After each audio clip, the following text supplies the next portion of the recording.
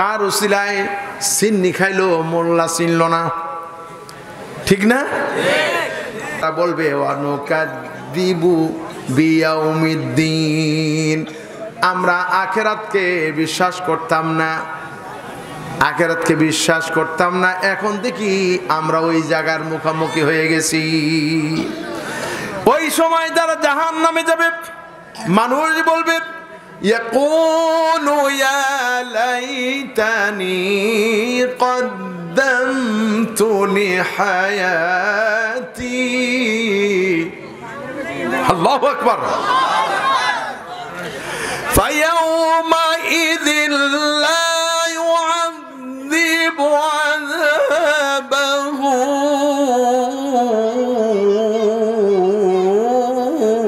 আহাদ ولا يوثق وثاقه أحد।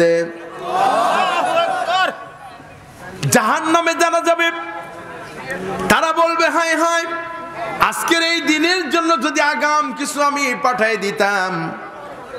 আল্লাহ বলবেন আর হবে না, শেষ। আল্লাহ পাক বলতেছেন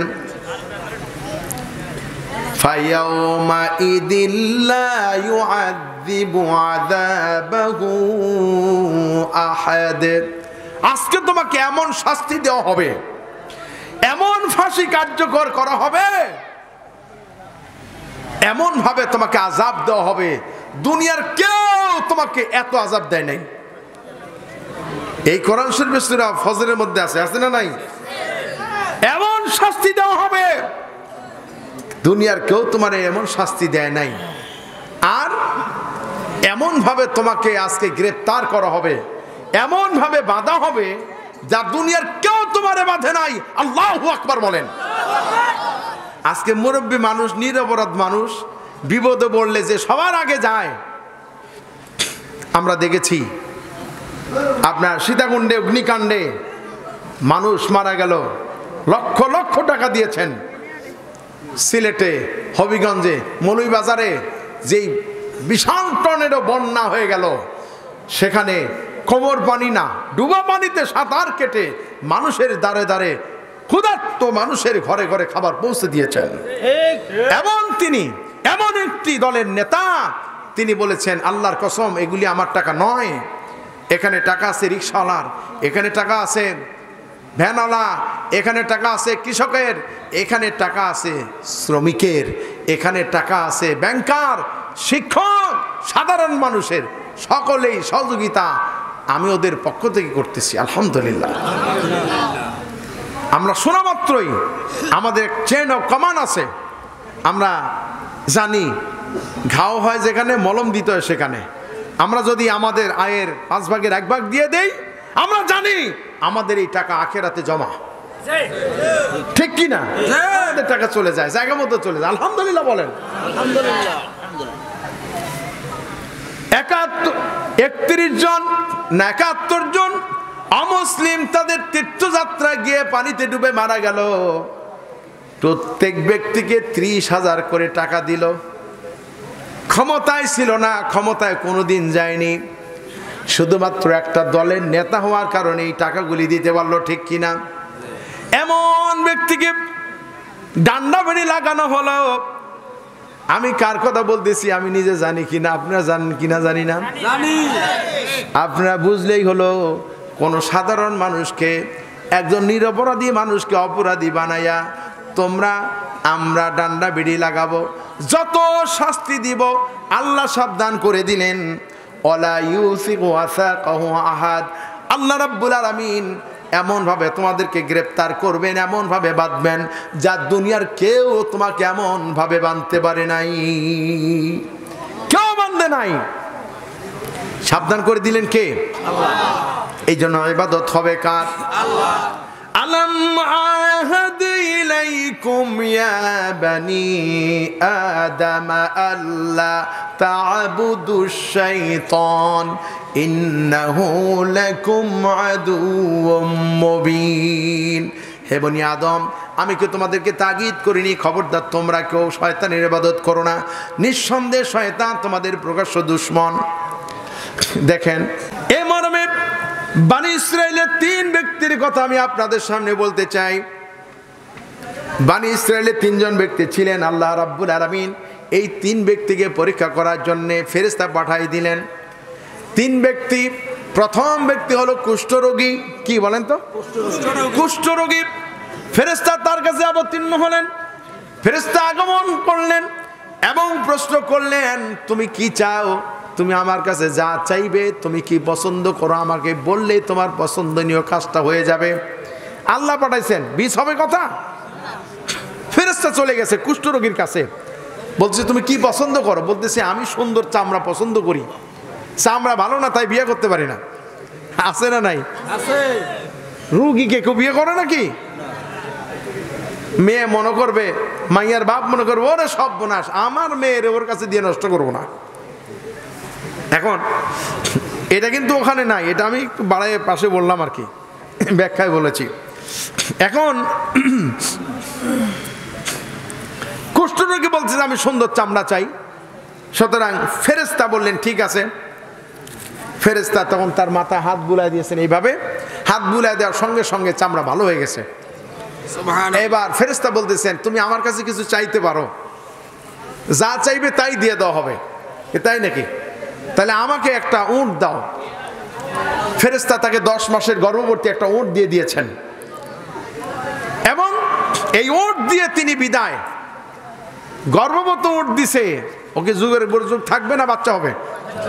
বাচ্চা হয়ে শুরু হয়ে গেছে, বাচ্চা হচ্ছে। আর এটা শুধু দেন নাই, দিয়ে বলেছেন আল্লাহ যেন তোমাকে এতে বারাকা দান করেন, আল্লাহ যেন তোমার এতে বরকত দেন। আল্লাহ তার সাথে পরীক্ষা করবেন। বছরে 10টা বিয়ে এলেও অসুবিধা নাই, আল্লাহ দিতে হুকুম করছেন, ঠিক কিনা? এরপরে দ্বিতীয় ব্যক্তি যিনি, 3 ব্যক্তি তো মনে আছে, 3 ব্যক্তির কথা বলতেছিলাম। 1 নাম্বার কুষ্ঠরোগী, 2 নাম্বার টাকমাতা, 3 নাম্বার হচ্ছে অন্ধ। বুঝতে সুবিধা হবে, আগে ফাঁস করে দিলাম। 2 নাম্বার ব্যক্তি ছিলেন টাকমাথা। এই টাক লোকের কাছে ফেরেশতা গিয়ে বললেন তুমি কি চাও? ফেরেশতার কথা শুনে বলতেছে আমার মাথায় মাল নাই, আমার ছাদে মাল নাই। টাকলু নাকি? এখন হ্যাঁ, এবারে ফেরেশতা গিয়ে বলতেছেন ঠিক আছে। ফেরেশতা তার মাথায় হাত বুলায় দিয়েছেন, সঙ্গে সঙ্গে মাথায় চুল হয়ে গেছে। এবার কি চাও আমার কাছে? ফেরেশতা এবার বলতেছেন যে তুমি আমার কাছে কি চাও? সে বলছে যে এই কথা বলেন কেন ভাই সাইডে কথা বলে। ফেরেশতা এবার বলতেছেন যে কি চাও? আর টাকলু বলতেছে আচ্ছা টাক মাথা, আপনারা ভুল বুঝেন না। ও চেয়ারের পায়ে ভাঙছিল এটা? ও আচ্ছা,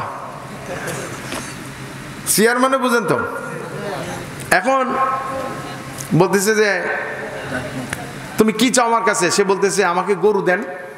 দেখেন গরিব মানুষ, অনেকে কিছু নাই জায়গা জমি, একটা গরু কিনে কোনো রকম কিনে ওটা লালন পালন করে, বাচ্চা হয়, ঘাস কাটে, খাওয়ায় আর দুধ বেচে সংসার চলে, ঠিক কিনা? এত কষ্ট করে আবার সমাজে অনেকে গরু পালে, আবার অনেকে চুরি করে নিয়ে যায়। হ্যাঁ ঠিক, চন্দ্রগঞ্জে চুরি করে না, গরু চুরি করে না? যে চুরি করে তার ঈমান নাই। কোন সময়? হ্যাঁ, যখন চুরি করে। নবীজি বলেছেন যখন মানুষ চুরি করে, ওই চুরি করার অবস্থায় তার দেহে ঈমান থাকে না, তার ঈমান মেঘের মতো উপরে ভাসতে থাকে, মাথার উপরে ভাসে। বান্দা যখন আবার তওবা করে তখন তার দেহে আবার ঈমান ফিরে আসে। কিন্তু দেখেন কি অবস্থা, অনেকে চুরি করতে গিয়ে মারা যায়। এই আপনাদের নোয়াখালী পার্শ্ববর্তী এলাকায় মনে হয় গত বছর কি তার আগের বছর হবে, আমরা গরু চুরি করতে গেছে, আর মালিক যখন টের পাইছে, গরু বোঝাই গাড়ি আর চোরেও গাড়িতে, গাড়ি এমন জোরে ছাড়ছে গর্তের মধ্যে উল্টে পড়ে, চোরও শেষ গরুও শেষ। তাহলে এই যে চুরি করতে গিয়ে মরলো, কোথায় যাবে? জাহান্নামে যাবে। হাদিস অনুযায়ী বলতেছি, বানানো কথা না। এই জন্য চুরি করা যাবে? আচ্ছা, গরু দিল ফেরেশতা, তাকে গরু দিল 10 মাসের গর্ভবতী, আর বললেন আল্লাহ তোমাকে বরকত দিক।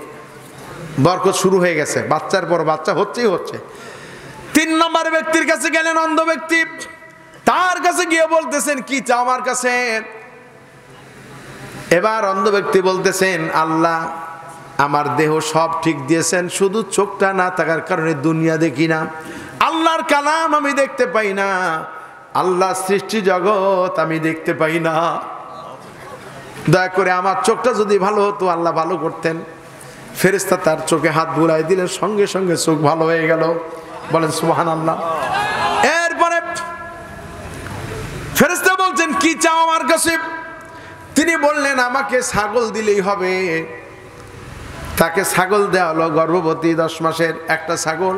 আর বললেন আল্লাহ তোমাকে বরকত দিক, আল্লাহ বরকত দান করুন।